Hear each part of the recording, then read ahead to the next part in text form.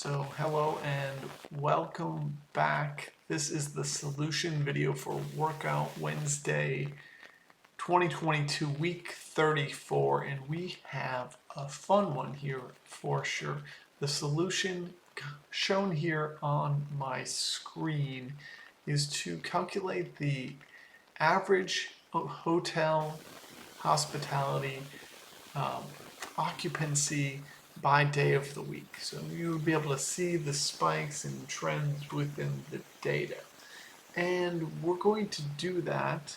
But before I get started in the build, I want to show you the data. So let's just slide over tab. But just the key values I'm going to track here. 1965, all Wednesdays, because it's Workout Wednesday. So 1965, 2977 and 5984. Really, I'm just going to try to track 1965 as my value that I'm going to track for Wednesday through this for the chord. All right, here's the data. The way this data is structured by row is that for every row we have a reservation, or well, the data, we have a reservation, and for every reservation we have a check-in and a check-out status. And the status date is just the date of check-in or the date of checkout. And we also know the number of adults or children occupying the space based on this data. So we've got check-in, check-out, those status dates. Status date is important here for us. And then total adults and children. And we, again, got the reservation ID. There's a couple filters I'm going to have you add right away, which is the reservation status. Just set that and remove no-show. Just don't need it. If they're not going to show up, then I'm not going to track to it. So I'm going to remove no-show. And then I also have a calculation where I said don't include the max date. So that calculation is, if I just kind of create a new calculated field really quickly here, all you're going to do is say not max date. And it's just going to be equal to status date is not equal to LOD of the max status date. And this calculation is going to return basically as a Boolean. When it's true, it's not the max date, and when it is, it's going to remove it. And this is just going to clean up some of my data here. It's a little bit messy on the last day of this data set, so it's just going to remove it. So I have that saved out here on my filters. So reservation status, remove those no-shows, and set that max date to basically remove it. Once you have that, we're just going to work with this table I already have showing here. So the first thing I want to do is basically create a calculation for occupancy. And when you check in, the value should stay positive, and when you check out, these adult and children should go negative. So let's do that. I'm going to create a calculated field. Let's just call this, for me, solution occupancy, and I'm going to say if the status is check in, and you can sort of see that on the screen behind me, then let's keep it positive 1. Else, basically if it's check out, -1. And I'm going to hit end, and then that's kind of a messy way to do this, but then I'm going to take and add those two values of adult and children together, and because there might be some nulls or some zeros in there, I'm just going to save myself some time and just say adults 0 null. So again, if there is any nulls, it'll set those values to 0 for adults, and then plus 0 null for children. And what this will do is if I take this calculation and hit OK, let's go find solution, and I'm going to double click. If you take a look now at my solution rolling through, you'll see if I look at any reservation, that calculation on check-in positive, on checkout negative, and they will all balance out. If I just did checked all of them, they're going to balance out. And this is a very critical calculation we're building, because now basically we're going to be able to figure out who's checking in and who's checking out on any given day, and they will sort of add or subtract based on the day that exists. So the first thing I'm going to do here is I'm going to build from this visualization where I have reservation, status date, adults. Basically have the framework for what I need to do. I'm going to remove reservation ID. That's going to get me check-in and status date, and I also don't need status anymore, so I'm going to get rid of that. And now I have the check-in for both adults and children by day. You know what's interesting is that I don't also need adults or children anymore on my visualization. I just need these totals shown here. So this is the net gain or lost on any given day now. So that at the start we're adding 14,007 people, and then on 1/16/2020 we actually, our total capacity decreased from where we were at. So our calculation, next thing to do here is just take this, right click, go quick table calculation, and do a running total.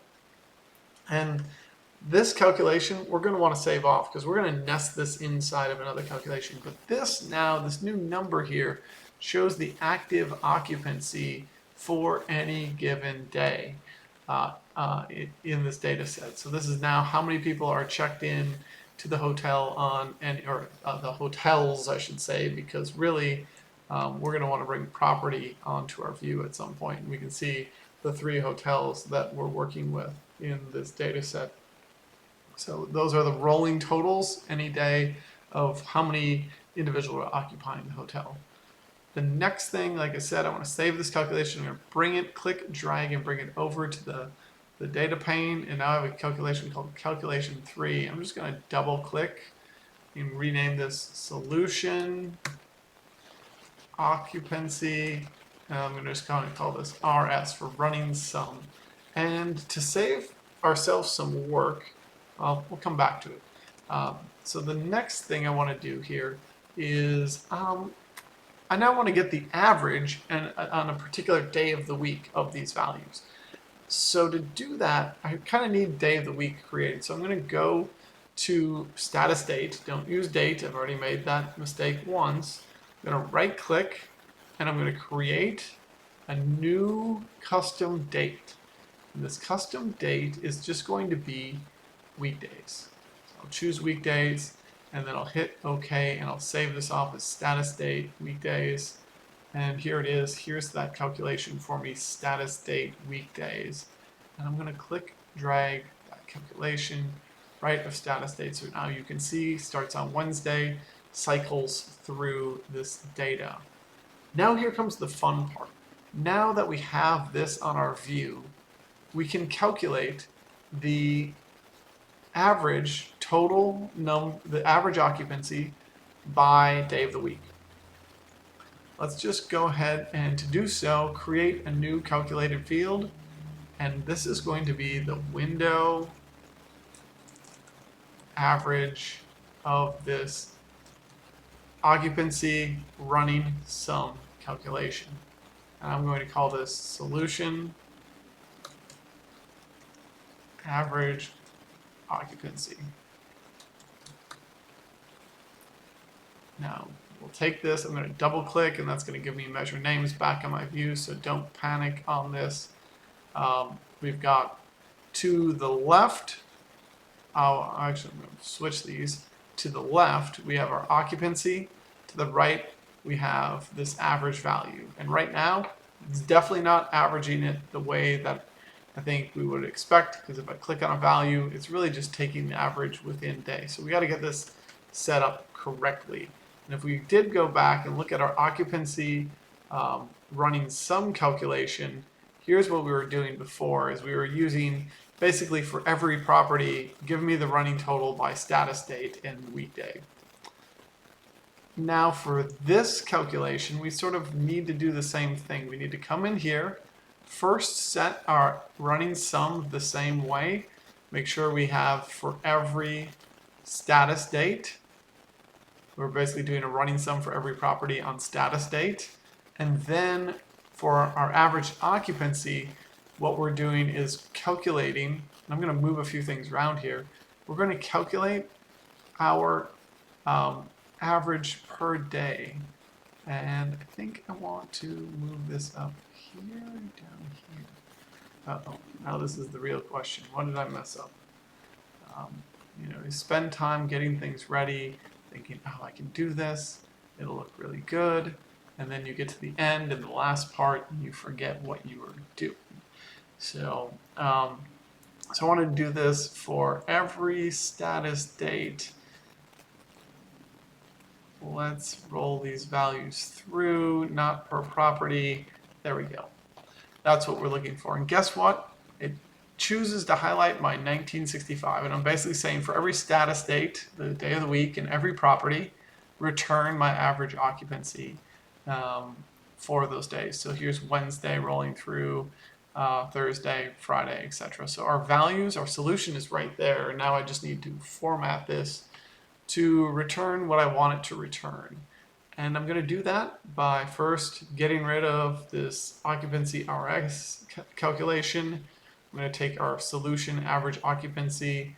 I'm going to put that on rows. And I'm going to take our status date. I'm going to bring it onto detail. I'm going to change my mark type to circle. There they are showing up. Wow, things have somehow broken already, which we'll have to go and fix. And then I'm going to actually, yeah, let's just switch property and status date here.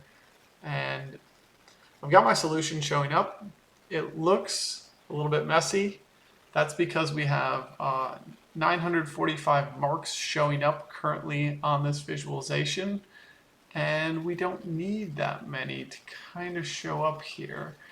So to do that, I'm going to create a new calculation.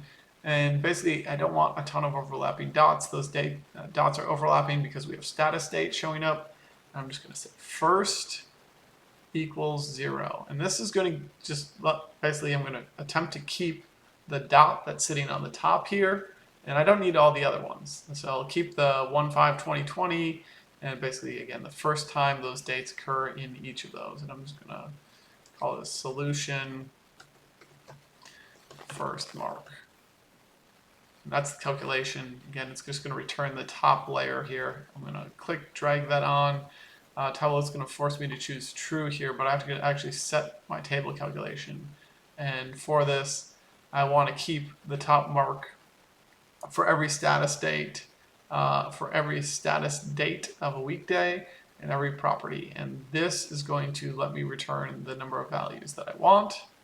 So now I can go back and edit this filter. You see that sort of changed. I'll hit OK, and we have now, if we go look, 21 marks on the bottom left here showing up. We just kind of need to get this axis in the right setup. So for that, I purposely use independent and exclude those zeros so you can see the variability. And I'm also going to take property 1 and I'm going to add that to color. Change the size to be a little bit smaller here. Not quite that small. And then I'll add my label. So there's 1965. We've got our visualization complete for the most part. Again, I probably don't need to show this header. Don't need to show this value. Let's try that again. I was definitely sleepwalking through whatever I just did there. Show field label for columns. Hide field label for columns. Interesting. Let's try this one. There we go. Those are gone. And then I believe technically I have this axis rotated as well. So this will then return this visualization right here. So there it is. This is the solution. If we take a look, workout Wednesday, week 34 for 2022. Wow, already so far into the year. Anyway, if you watch this video, hopefully you've learned a bit about nested table calculations and really getting the order of operations inside the table calculation correct. Anyway, I'll be back in about 4 weeks for another one. Thanks, and we'll see you another time.